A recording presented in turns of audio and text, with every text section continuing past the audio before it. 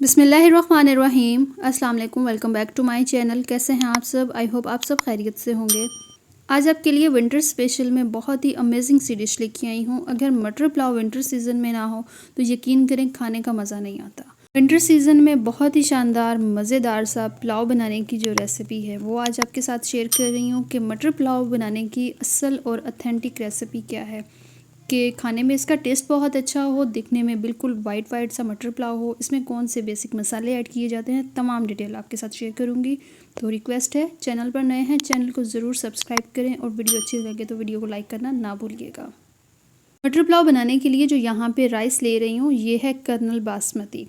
अच्छे वाला चावल है, ख़ास वो चावल है जो कि हम पुलाव के लिए ही यूज़ करते हैं। और ये 1 साल पुराना चावल है, क्योंकि चावल जितना पुराना होता है उसका जो टेस्ट है वो बनने में इतने ही मज़े के होते हैं। इसको मैंने भिगो दिया। यहाँ पे मैंने प्याज भी काट लिया है और मटर भी रेडी कर लिए। अच्छा, चावलों को आपने आधे घंटे से ज़्यादा ही भिगोना है, उससे चावल का जो कलर है वो भी बहुत अच्छा होगा और बिल्कुल निखरे निखरे से बनेंगे। तो चलें बनाना स्टार्ट करते हैं। यहाँ पे मटर पुलाव बनाने के लिए सबसे पहले एक कढ़ाई लूँगी और उसमें 1 कप के बराबर ऑयल ऐड कर दूँगी। जो सबसे पहले हमने यहाँ पे मेन काम करना है, मसालों को थोड़ा सा फ्राई कर लेना है। जो खड़े मसाले जिसमें तेज़पात के 2 पत्ते हैं, थोड़ी सी इसमें दालचीनी की स्टिक्स हैं और 1 से 2 बादियान के फूल हैं। खुशबू बहुत अच्छी आएगी अगर हम इसे पहले थोड़ा सा फ्राई कर लेंगे। तो मीडियम साइज़ के 2 प्याज लिए हैं, अच्छा से इसे चॉप कर लिए। बस आप भले रफली चॉप कर लें जैसा भी, लेकिन आपने चॉप करके तो इसमें ऐड कर देने हैं। अब यहाँ पे जो प्याज़ों को फ्राई करने का प्रोसेस है वो आपने बहुत ध्यान रखना है कि यहाँ पे प्याज़ों का कलर बहुत ज़्यादा डार्क ना हो, ठीक है। अगर आप चाहते हैं कि मटर पुलाव जो है बिल्कुल वाइट वाइट और निखरा सा बने तो आपने प्याज़ों को यहाँ पे 50% तक कुक करना है। अगर ज़्यादा कर देंगे पुलाव का कलर ख़राब हो जाएगा और वो देखने में इतना फिर शानदार नहीं लगता। 50% तक हमने प्याज़ों को फ्राई किया, साथ ही हमने लहसुन और अदरक का पेस्ट ऐड करके इसे भी थोड़ा सा फ्राई कर लिया। जब ये भी थोड़ा सा फ्राई हो गया तो इसमें हरी मिर्चें ऐड कर देंगे। अब ये जो तरीका है ना मसाला बनाने का, ये बहुत ही परफेक्ट तरीका है मटर पुलाव के हिसाब से। एक इसमें टमाटर ऐड कर दिया। टमाटर इसमें एक ऐड किया है क्योंकि इसमें मैं मज़ीद जो खटास है ना वो आलू बुखारा और लीमू के साथ पूरी करूँगी। लेकिन अगर आप इसमें टमाटर ज़्यादा ऐड करें तो फिर आप इसमें लीमू और आलू बुखारा इसकी इन दोनों की जो क्वांटिटी है उसको थोड़ा सा इक्वल रखिएगा या कम रखिएगा। यहाँ पे मैंने 3 लीमू ले लिए हैं, इनको भी मैंने बस नॉर्मल सा कट कर लिए, साथ ही आलू बुखारा भी ऐड कर दिए। टेस्ट बहुत ज़बरदस्त और खट्टा खट्टा सा होगा। अब यहाँ पे आलू ऐड कर दूँगी। और मटर पुलाव हो उसमें आलू ना ऐड हो तो ये हो नहीं सकता, बिल्कुल इनकम्प्लीट सी रेसिपी होगी। सो इसमें आलू ज़रूर ऐड कीजिएगा। आलू ऐड करने से ये कि बच्चों का बहुत ज़्यादा फेवरेट हो जाएगा ये पुलाव।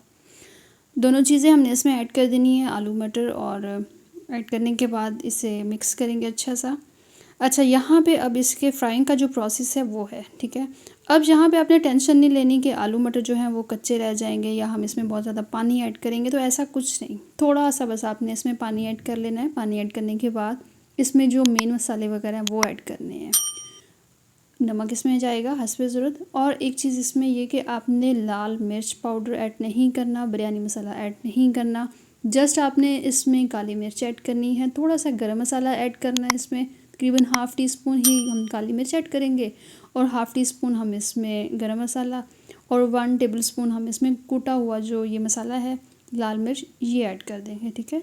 लाल मिर्च पाउडर ऐसा कोई मतलब आपने मसाला ऐड नहीं करना जिसके साथ इसका जो कलर है वो डिस्टर्ब हो जाए, ताकि जो मटर पुलाव है वो बहुत खिला खिला सा बने।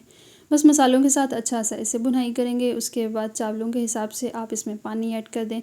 चावलों की जो क्वांटिटी थी मेरे पास 3 गिलास थे, लेकिन उस हिसाब से मैं यहाँ पे 5 गिलास पानी के ऐड करूँगी। 1 गिलास इसमें कम ऐड करूँगी। उसकी वजह ये है कि हमने चावलों को काफ़ी देर तक भिगो के रखा है और भिगोने से काफ़ी हद तक सॉफ्ट हो जाते हैं चावल, ठीक है। तो बस आपने पानी की जो क्वांटिटी है इसको बहुत ध्यान से इसमें ऐड करना है, क्योंकि अगर पानी थोड़ा सा भी ज़्यादा हो जाए तो चावल जो हैं वो निखर के नहीं बनते, बहुत सॉफ्ट से हो जाते हैं या फिर टूट जाते हैं। तो बस आपने इनकी क्वांटिटी को बैलेंस में ही रखना है। साथ इसमें नमक चेक करेंगे और नमक फिर चावलों के हिसाब से आपने जितना इसमें ऐड करना है वो ऐड करें, अच्छा सा मिक्स करें। और बहुत ज़्यादा फिर आपने इसमें चम्मच से नहीं हिलाने, ठीक है। चावल ऐड करने के बाद बस ऊपर ढक्कन दे देंगे, हल्की सी फ्लेम पे इसे थोड़ी देर हम कुक होने देंगे ताकि चावल अच्छे से फूल जाएं। और माशाल्लाह से ये देखें इसकी लुक बहुत ही ज़बरदस्त लग रही है। तो इस स्टेज पे आके वीडियो अगर ज़रा से भी अच्छी लग रही है तो वीडियो को प्लीज़ लाज़मी लाइक कर दीजिएगा। चैनल पर नए हैं चैनल को भी ज़रूर सब्सक्राइब करें और अपने फ्रेंड्स के साथ फैमिली के साथ वीडियो को ज़रूर शेयर किया करें। यहाँ पे दम देने का टाइम आ गया है। अब दम देने के लिए हम यहाँ पे पहले इसे अच्छा सा मिक्स करेंगे ताकि चावल जो है अच्छे से मिक्स हो जाएं और इसका जो दम है एक परफेक्ट सा आए। दम लगाने से पहले इसके ऊपर आप जो भी चीज़ ऐड करना चाहते हैं, धनिया हो, हरी मिर्चें, टमाटर, नींबू, जो भी आपको अच्छा लगे बस आप इसके ऊपर ऐड करें। उसके बाद आप इस पर ढक्कन रख दें। अच्छा, दम आपने लगाना है 15 मिनट का और नीचे आपने तवा लाजमी रखना है। उसके साथ ये कि चावल जो हैं वो कढ़ाई की बेस में नहीं लगते और दम एक बहुत ही ज़बरदस्त आता है।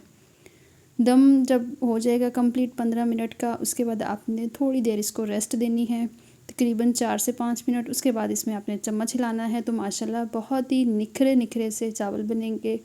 मटर पुलाव का जो टेस्ट है वो आपको एक एक दाने में मिलेगा, हर दाना निखरा होगा, कोई इसमें चावल का दाना टूटा हुआ नहीं होगा। बहुत अच्छे से ये गले हुए होंगे और इनकी खुशबू बहुत ही शानदार होगी।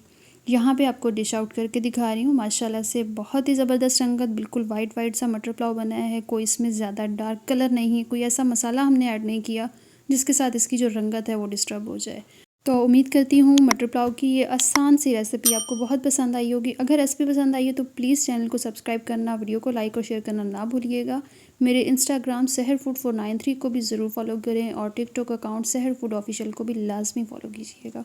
अपना बहुत सारा ख्याल रखें। नेक्स्ट वीडियो तक के लिए इजाज़त दीजिए। अल्लाह हाफिज़।